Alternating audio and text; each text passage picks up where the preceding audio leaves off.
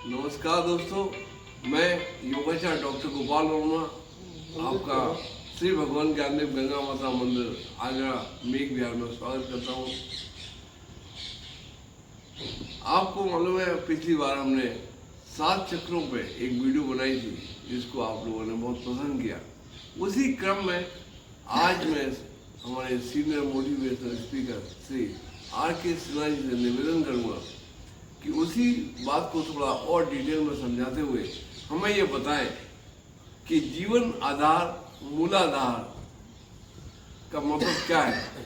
मेरा कहने का मतलब है कि 7 चक्रों में जो सबसे मेन आधार है वो है मूलाधार। उस चक्र का हमारे जीवन को, ग्रस्त जीवन को खुशहाल बनाने में क्या भूमिका है, इस बात पे आज चर्चा होगी और उम्मीद है ये चर्चा आपके जीवन में अवश्य काम आएगी, आपके ग्रस्त जीवन को खुशहाल बनाएगी।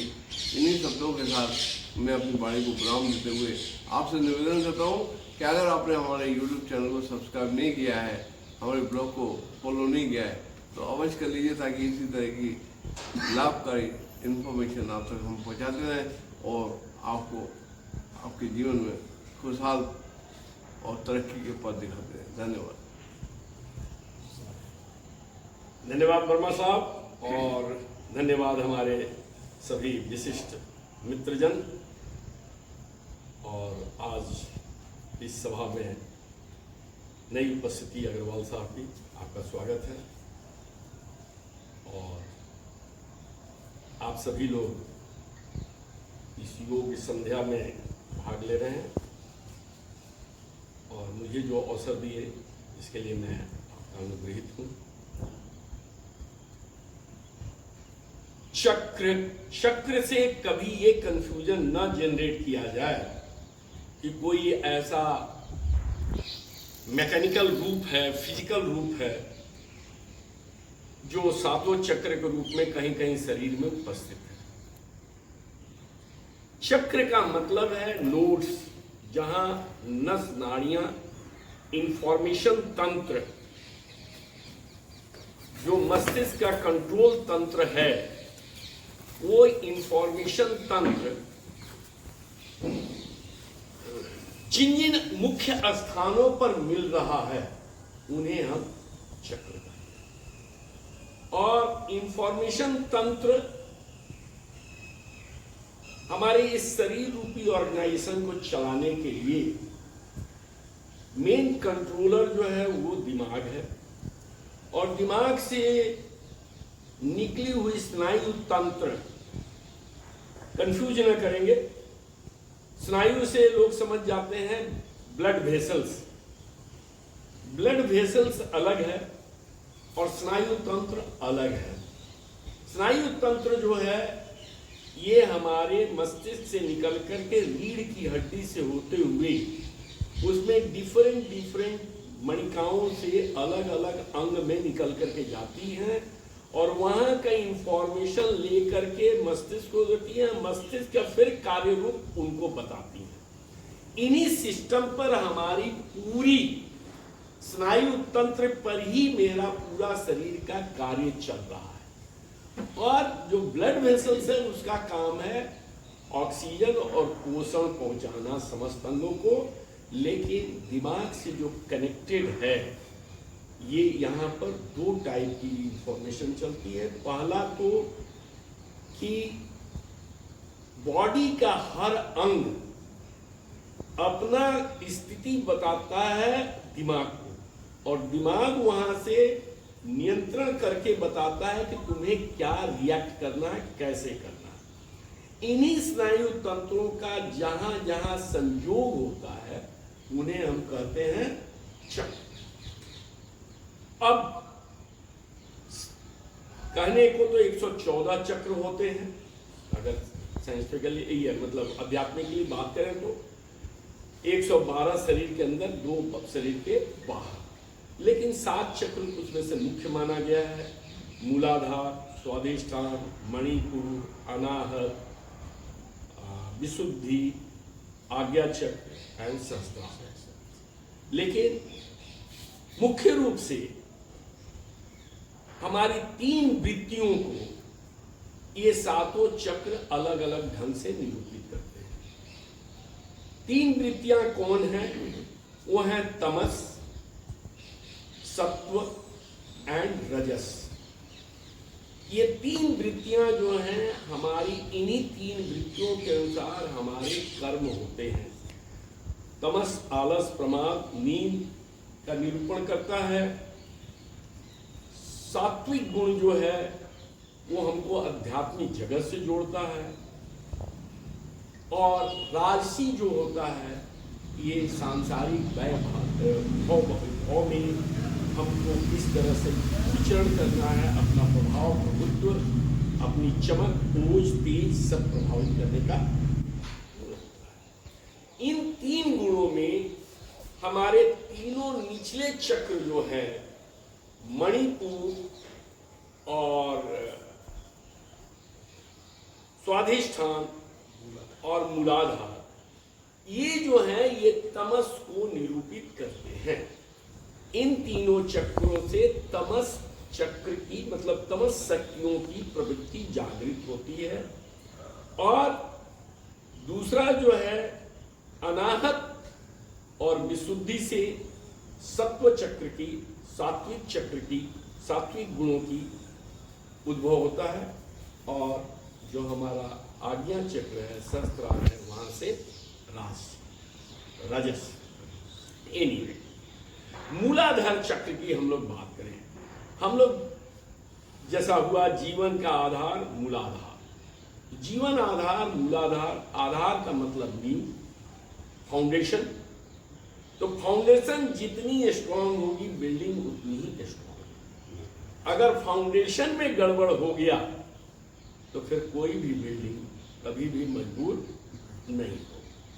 तो फाउंडेशन स्ट्रांग करना, फाउंडेशन डालना, इतनी गहराई तक जाना, इतनी स्थायित्व उसमें देना, और अगर फाउंडेशन में कुछ गड़बड़ी है, अगर सॉलिड जगह पर फाउंडेशन नहीं पड़ा तो बिल्डिंग आपकी हमेशा हिलती रहेगी। और इसी से हम निर्णय लेते हैं कि मूलाधार चक्र जागृत है या भ्रमित है या लिए। वापस आते हैं फिर से मूलाधार पर। मूलाधार है क्या? हमारा जन्म जो होता है वो जन्म होता है स्त्री और पुरुष के संयोग से। स्त्री पुरुष के संयोग से मतलब हमारे अंदर स्त्रीण गुण और पुरुषत्व के गुण, दोनों गुण विद्यमान है, क्योंकि हम दोनों के संयोग से पैदा होते। जिसकी जितनी महत्ता होती है उस रूप में हमारा प्राकृतिक स्थूल रूप दिखता है। अगर पुरुष तत्व की ज्यादा हमारे अंदर आ गई तो हम पुरुष के रूप में दिखने लगते हैं, पुरुष हार्मोन हमारे अंदर प्रोमिनेंट होता है। अगर स्त्री रूप में अगर जागरण हो गया तो हमारे अंदर स्त्रीत्व का, फिर हमारे अंदर स्त्री गुणों की प्रोमिनेंसी आ जाती है और हम स्त्री बन जाते हैं। पुरुष गुण, हम पुरुष हो तब भी हो सकता है, स्त्री हो तब भी हो सकता है। स्त्री गुण पुरुषों में भी हो सकता है और स्त्री में भी हो सकता है, स्त्री में पुरुषों में भी हो सकता है। अब इसका क्या कारण है? क्योंकि हमारा दोनों के संयोग से हुआ है, इसलिए दोनों गुण स्वाभाविक रूप से है। इसलिए ना तो हम पूर्ण पुरुष हैं और ना हम पूर्ण स्त्री हैं। और हमारे यहां बहुत सुंदर ढंग से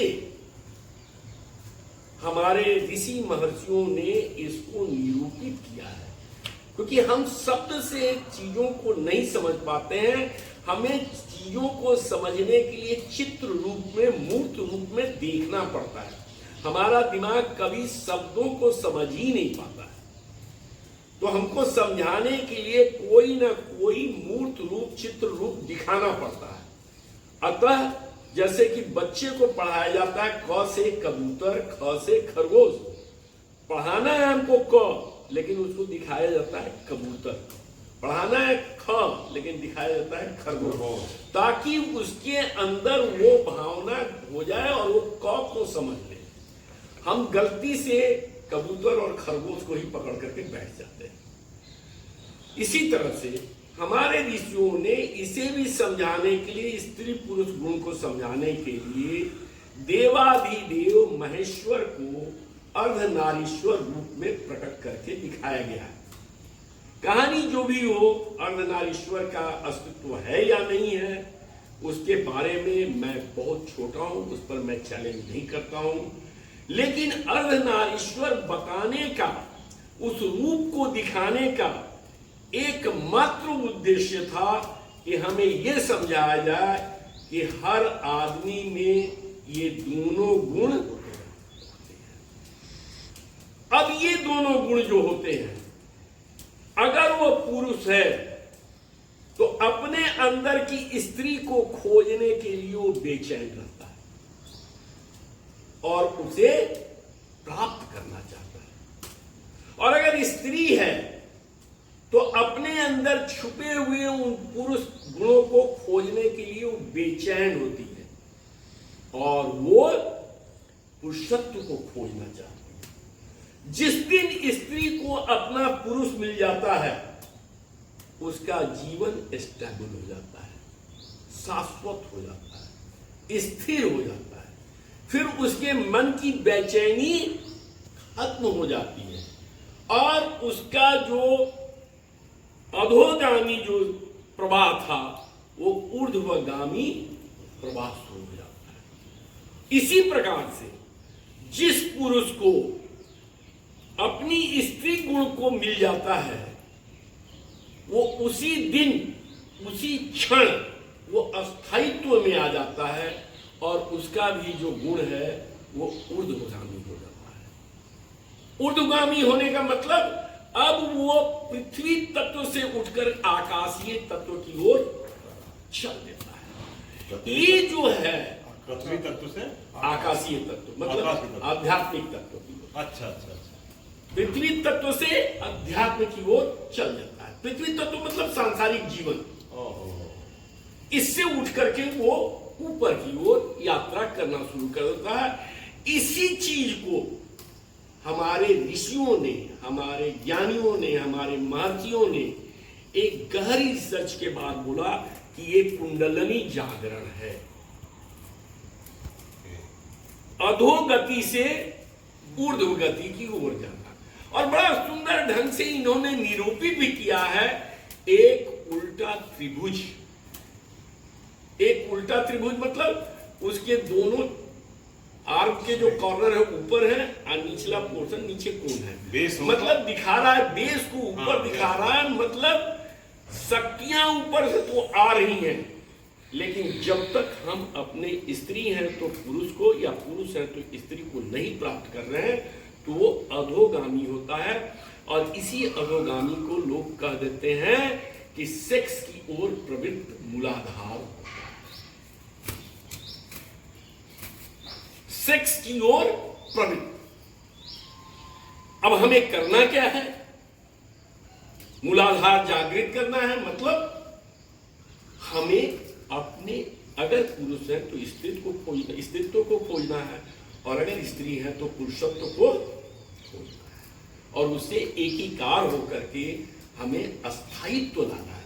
और इसी अस्थायित्व को कहते हैं जागृति। Am I clear, sir? इसी अस्थायित्व को कहते हैं जागृति। तो कंफ्यूजन में न रहे, हम सभी गुरुजनों को प्रणाम करते हुए, अपनी अपनी सबकी रिसर्च है, अपनी अपनी खोज है। क्योंकि हम साइंस के भी स्टूडेंट रहे हैं तो हम किसी चीज को लॉजिकली देखते हैं, और मैं चाहता हूं कि लॉजिकली देख करके अगर दिमाग को स्थिर करे तो उसे माने।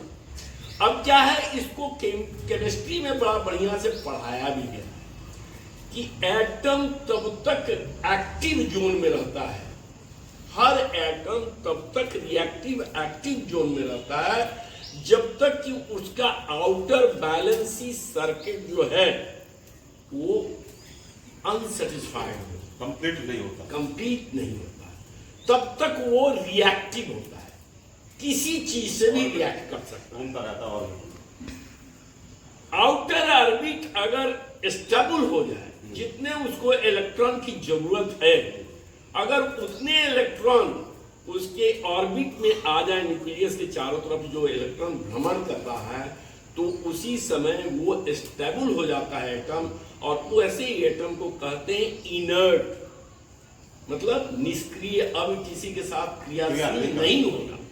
सिमिलर वे में जैसे ही हमारा स्त्रीत्व या पुरुषत्व स्टेबल हो जाता है, तो हम निष्क्रिय, मतलब अब हमारे अंदर जो कुछ भी भावना है वो अपने शरीर से हट करके दूसरों के लिए हो गया, परमार्थ के लिए हो गया, अध्यात्म के लिए हो गया। अब हम अपना जो पशुवत जीवन था, पशुवत जीवन से हम बाहर हैं, क्योंकि जन्म जो है वो जन्म पशु हो इंसान हो, जन्म यही स्त्री और पुरुष के संयोग से होता है। जब तक हम मूलाधार में अनसेटिस्फाइड ऑर्बिट के साथ हैं, तब तक हम पशु और हम में कोई अंतर नहीं है। तो पशुवत क्या है व्यवहार? पशु अपने क्षेत्र का सीमांकन करता है, कभी नहीं चाहता है कि उसके एक क्षेत्र में कोई दूसरा आकर के निवास करे। कुछ अगर ध्यान दे तो हमारे अंदर भी कहीं ना कहीं ये भावना है। हम सर्वसाधारण ये भावना है। एक मामूली सा घर भी बनाते हैं तो कोशिश करती है कि 6 इंची दूसरे में ही दब करके प्लॉट बने, मतलब हम हमेशा बढ़ाना चाहते हैं अपनी दायरा। बड़े बड़े देशों की भी भावना देख ले, दूसरे देशों पर कैप्चर करके बढ़ाना चाह रहे हैं। हम जानते नहीं हैं कि हम मूलाधार में हम प्रॉब्लम के चलते हम ये व्यवहार कर रहे हैं पशुता, लेकिन चूंकि मूलाधार से ही जन्म हुआ है, सेक्स से ही जन्म हुआ है, तो पशु गुण हमारे अंदर स्वभावता है। पशु से मनुष्य बनना यही है मूलाधार का ऊर्ध्वगामी स्तर, और मनुष्य से देव बन जाना यह है आध्यात्मिक शिखर पर पहुंचना। तो जब हम निचले तीनों चक्र को जागृत करते हैं तो हम क्या करते हैं? हम करते हैं अपने अनाहत और विशुद्धि को जागृत करते हैं, जहां से सात्विक गुण उठने लगता है। और सात्विक गुण से जब हमारा आज्ञा चक्र और सहस्त्रार, मतलब हमारी बुद्धि जब उसके अनुसार प्रकाशित होती है, तो हम रजस गुण भी शामिल हो जाता है। मतलब हम दूसरों के लिए आदर्श बन जाते हैं, दूसरों के लिए हम एक एग्जाम्पल बनते हैं, लोग फॉलो करते हैं, हमारे तेज के नीचे लोग आते हैं। जो अक्सर दिखाया गया है कि ऐश्वर्य सुख प्राप्त होगा जब आप अध्यात्म की रास्ते से चलेंगे, और उसको लोग निरूपित भी करते हैं, पूरा पूरा स्वर्ण और आभूषण से लाद करके दिखाएंगे कि ये आपका ऐश्वर्य रूप होगा।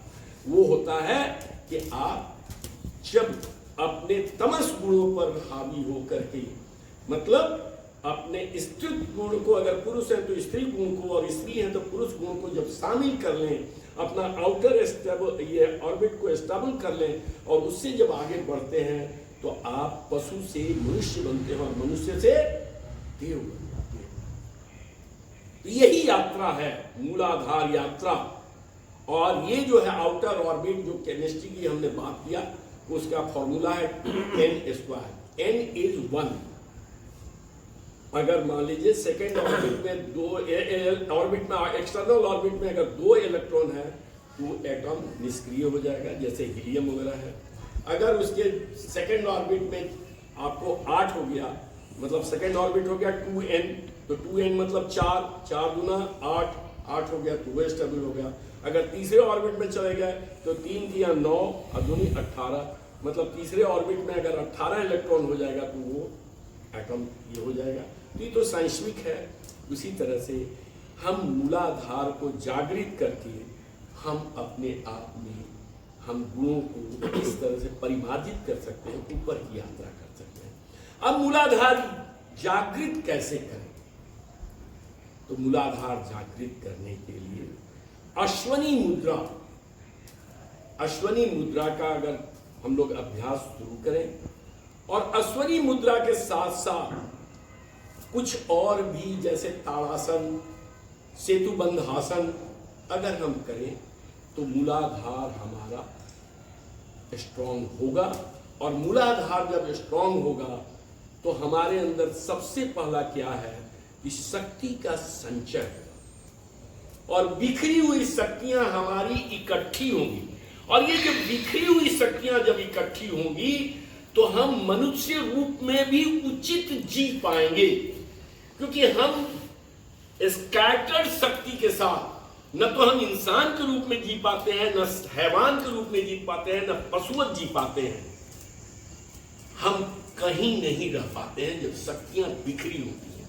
जब उन्हें केंद्रित करते हैं, जब उन्हें एक सीमा में लाते हैं, तो हम एक अच्छे मनुष्य का भी, एक जो पृथ्वी तत्व का, जो हमारी पृथ्वी तत्व मतलब प्रकृति के अनुसार कार्य करना, मतलब अपने जैसा दूसरों को ही बनाते चलना, अपने जैसा पैदा करते चलना, जिसको कि कहते हैं सेक्स कहते हैं। सेक्स में भी अगर स्ट्रांग होना है तो आपको मूलाधार को व्यवस्थित करना, और ये एकदम निश्चित रूप से होगा। मैं ये वीडियो लंबा होगा, बार बार ही बोले हैं 15-20 मिनट से ज्यादा ना हो, इसलिए मैं इसको सीमित करूंगा यहीं पर। और मैं ये कहूंगा कि जिनकी भी जीवन 40 साल के बाद अपनी पारिवारिक जीवन भी सही नहीं चल रही है, वो अगर अपने मूलाधार को ठीक ढंग से करें तो उनका कम से कम पृथ्वी तत्व वाली जो चीज है, गुण है, वो ठीक होगा। और वो ठीक होगा तो उनके परिवार में हंसी खुशी आएगी, परिवार के अंदर मैत्रित्व बढ़ेगा। और अगर वो बढ़ेगा तो स्वाभाविक रूप से है कि वो अगला स्टेप भी आगे बढ़ेंगे।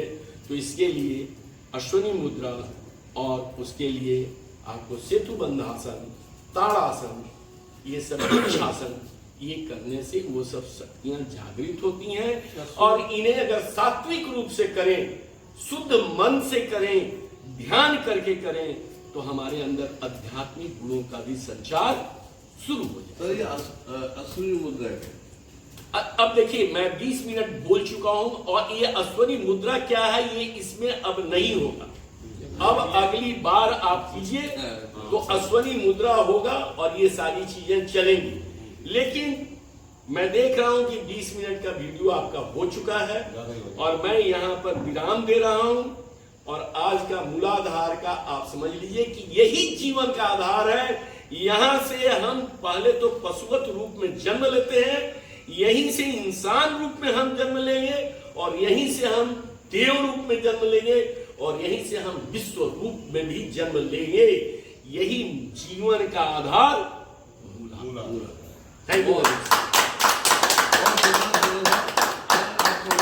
क्वेश्चन पूछ रहा हूँ तो आपको स्वागत। जल्दी से आप लोग कुछ अगर डाउट है तो पूछिए। और श्रोतागणों से भी निवेदन है कि अगर कुछ पूछना चाहते हैं तो कमेंट में लिखे, हम सदा सवाल पूछ के आपको बताएंगे। कोई प्रश्न अगर कोई पूछना चाहे तो आप कर लीजिए। और मेरा से अगर किसी को बात करना है तो मेरा टेलीफोनिक नंबर है 9557403957। और वर्मा साहब ने ये जो डालेंगे वो लिंक, यूट्यूब लिंक आपको मालूम है, ये कोई व्यवसायिक चैनल नहीं है। अगर आप लोग इसको सब्सक्राइब करेंगे मेरा इसमें तो ठीक है। जैसे आप मूलाधार को जागृत करने के लिए हमको योग बता रहे हैं, सेत बंधु, ताड़ासन, तो ये शाम को भी कर सकते हैं क्या? कोई भी योग जो है उसमें ये नियम कहता है कि पेट खाली रहे। पेट भारी रहने से तमस गुण अपने आप में ही रहता है। तो तामसिक गुण मतलब आलस्य, निद्रा, प्रमाद, ये जो वृत्तियां होती हैं, यही वृत्तियां हैं आपके चित्त, लोभ, मोह, अहंकार। ये चारों वृत्तियों के साथ जब रहते हैं आप, तो मूलाधार में ही रहते हैं, आप पशुवत ही रहते हैं। तो वहां से निवृत्ति पाइए। पहले अपने शरीर को शुद्ध कीजिए, अष्टांग योग के अनुसार यम नियम को फॉलो कीजिए। यम नियम जब आप फॉलो करते हैं तो आप अपने शरीर को शुद्ध करते हैं। तब कोई आसन पर बैठिए, आसन का सिद्ध कीजिए, और आसन करने के बाद फिर योगासन शुरू कीजिए। धन्यवाद। और और कोई सर? चलो बहुत बढ़िया।